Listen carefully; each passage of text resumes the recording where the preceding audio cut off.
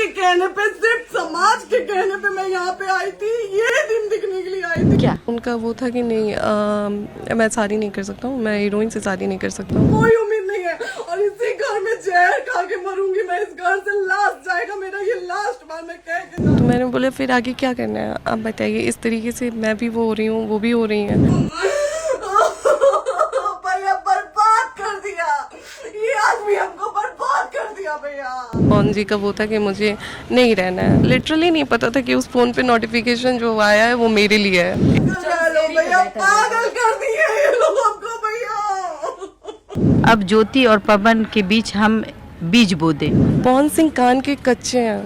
ये पवन जी इंसाफ करेंगे, करिए आप लोग। आप लोगों की भी बहन बेटी के साथ जब ये सब होगा ना, तब पता चलेगा आप लोगों को। जिसकी कसम मंदिर में ले चल के कसम खिलवा लीजिए, इस नाम के इंसान को मैं जानती तक नहीं हूँ। वहाँ से एकदम बातचीत हमारी बंद हो गई। ना मैंने इनको कॉल किया, ना इन्होंने मुझे कॉल किया। ये समाज का सेवा करेंगे, ये पवन जी समाज की सेवा करेंगे। ज्योतिया खाना खाई है कि नहीं खाई है, ज्योतिया खा लो, ज्योतिया ये कर लो। मैंने इनके चाचा को कॉल किया, मैंने बोला जब आप लोगों को पता था कि ये इंसान है ऐसे, तो आप लोगों ने क्यों किया मेरे साथ ऐसे। तुलसी तेरे आंगन की बन के रहना चाहती थी। आज भी दर्द इनके आंखों में है।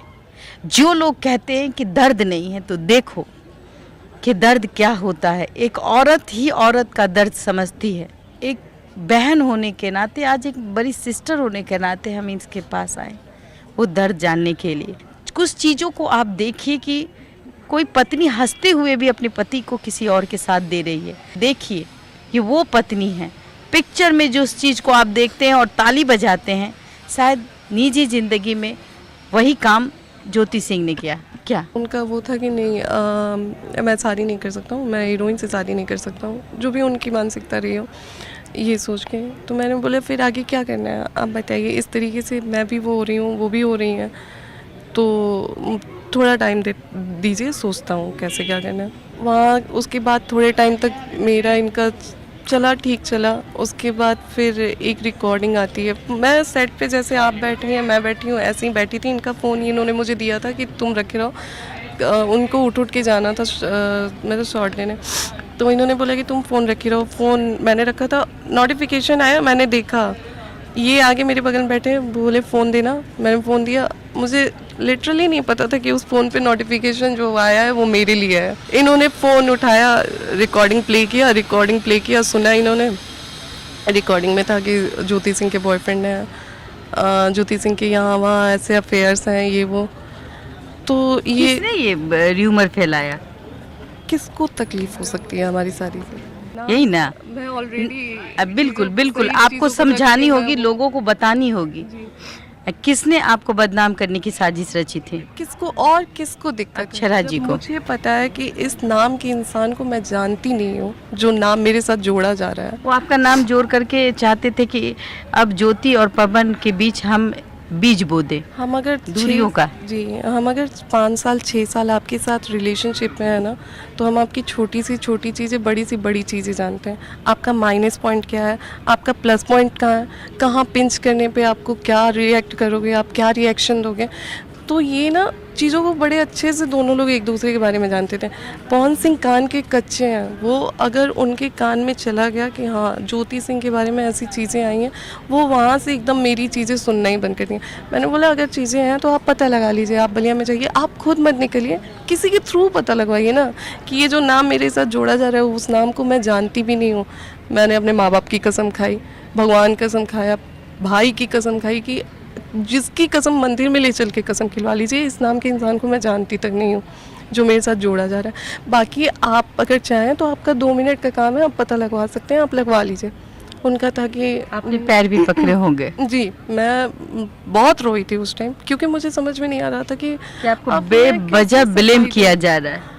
फिर चीज़ों को लेके डेली इस चीज़ को टॉर्चर, आपके ये है, आपके वो है, ऐसे मतलब है। उनके दिमाग में अब वो घुस चुका था कि मेरी पत्नी का किसी के साथ चक्कर हो गया। जी, तो मैं आपकी ये है, वो है, ऐसे है, कैसे कोई नाम जोड़ दिया। अगर नाम जुड़ा है तो चीज़ें हुई होंगी, बिना आग का धुआं नहीं उठता। मैंने बोला धुआं को बुझाया भी जाता है। तहकीकात होनी चाहिए, जानकारी लेनी चाहिए कि मेरी पत्नी सच में है या किसी कोई हमारे रिश्ते पर कहीं ना कहीं हमारे रिश्ते को खराब करने की कोशिश हो रही। जी बिल्कुल, ये समझदारी चीज़ें की कमी दिखी यहाँ। ये चीज़ें मैंने बोली कि आप पता लगवाइए ऐसे वैसे। बाबा बोले ठीक है आ जाओ घर, यहाँ से मैं फ़ोन करके समझाता हूँ। लास्ट लॉकडाउन में ये आए हुए थे, मेरे घर पे रहे थे, और बहुत लोग बोलते हैं कि लॉकडाउन में आए थे मुझे ले जाने के लिए। नहीं, ऐसा नहीं हुआ था। लॉकडाउन में ये आए थे और मैंने बोला इनको कि ठीक है, जब चीज़ें बिगड़ेंगी, हो गई हैं तो होना तो है ही, जब तक नहीं होती है तब तक ले चलिए, क्योंकि यहाँ के लोग बातें बना रहे हैं और मेरे लिए रहना आसान नहीं है यहाँ पे। जिस दिन फाइल कर दीजिएगा उस दिन पहुँचा दीजिएगा मुझे मेरे घर पे। तो इनका था कि जब रहना ही नहीं है साथ में तो अब जाके क्या करोगे, ये चीज़ें हुई थी। मैंने बोला ठीक है अब नहीं, बस वहाँ से एकदम बातचीत हमारी बंद हो गई। ना मैंने इनको कॉल किया ना इन्होंने मुझे कॉल किया। उनके पिताजी कहते हैं आप अपनी बेटी को संभाल लेते तो शायद आज एक बेटी का घर बस जाता। आपने बेटी को अच्छी परवरिश नहीं दी, अगर आपने दे दिया होता तो वो किसी के घर में घुस कर सेंध नहीं लगाती। आपने सासू माँ से नहीं कहा कि ये इस तरह की बातें करते हैं? मैंने पहले भी बोला है कि अम्मा बहुत सपोर्टिव है, उन्होंने बहुत सपोर्ट किया मेरा। वो मेरे लिए बेटी की तरह मानती? जी, वो मुझे बेटी की तरह मानती थी हमेशा। मतलब मैं सो के उठती थी तो वो तुरंत पीछे पीछे, ज्योतिया खाना खाई है कि नहीं खाई है, ज्योतिया खा लो, ज्योतिया ये कर लो।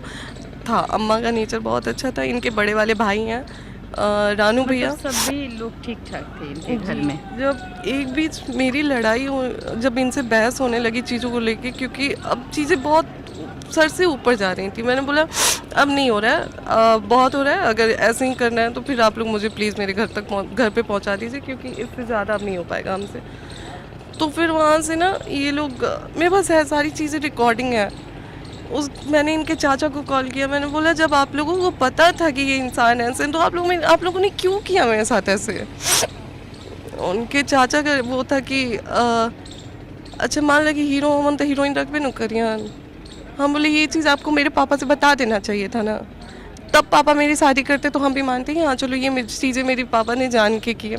उनके अंकल की रिकॉर्डिंग भी है मेरे पास। तो हीरो हटे तो देखा अब इतना तो रवि कही तारा पापा की ना पता रहा। हम बोले कि इतना गिरा हुआ तो कोई बाप हो ही नहीं सकता है, क्योंकि क्या स्वार्थ है, आप क्या दे रहे हैं मेरे पापा को, किस स्वार्थ में आके आपसे वो करेंगे? कह देने से नहीं होता है दी। आज जो वहाँ पे मेरे पापा है ना, जो कंडीशन मेरे पापा की हो रखी है, मैं तो खुल के कह रही हूँ कि अगर मेरे पापा को कुछ होता है तो फिर उम्मीद छोड़ दे कोई कि सही से रह पाए। कहीं ना कहीं वो प्यार था जो आप बंधन में बंधना चाहती थी पवन सिंह के साथ, आज भी आपका एक प्यार मुझे दिख रहा है। क्या लगता है आपको? मैं बलिया से बिलोंग करती हूँ। बलिया बहुत डेवलप सिटी नहीं है, वहाँ पे आज भी लोगों की सोच ये होती है ना कि, और मुझे पता थी कि जब चीज़ें मीडिया में आएंगी ना तो मेरे कैरेक्टर पे उंगली उठाया जाएगा, मुझे बदनाम किया जाएगा। जब तक मुझे नहीं लग जाता कि चीज़ें ऐसी तब तक